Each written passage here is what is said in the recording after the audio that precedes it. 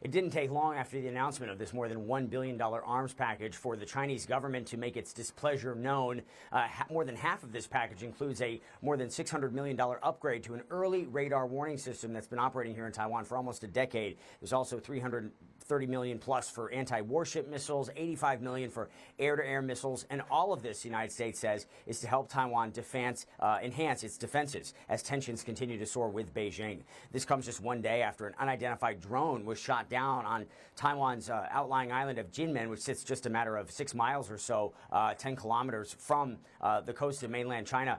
Taiwan's Ministry of Foreign Affairs points out this is the 6th time during the Biden administration and the 5th time just this year that arms sales have been approved, and they put out a statement saying that they appreciate the United States honoring its commitments under the Taiwan Relations Act and 6 assurances, a series of agreements signed more than 40 years ago where the U.S. agrees to recognize Beijing diplomatically and not recognize Taipei, but they do agree to provide defensive weapons to this self-governing democracy, which has had its own government, its own military for more than 70 years since the end of China's Civil War. But all that time, Beijing and its communist rulers who've never controlled this island say that, in fact, they have sovereignty over Taiwan. And so every time that the United States and Taiwan engage in an arms sale or some sort of military interaction, Beijing says that it is a violation of their one China principle. And they have promised, in this latest case, countermeasures if these weapons sales and military interactions are not revoked. They also say that this severely jeopardizes U.S.-China relations and puts peace and stability across the Taiwan Strait at risk. But the U.S. State Department says that these weapons are essential for Taiwan's security, and they are continuing to call for a peaceful resolution of this cross-strait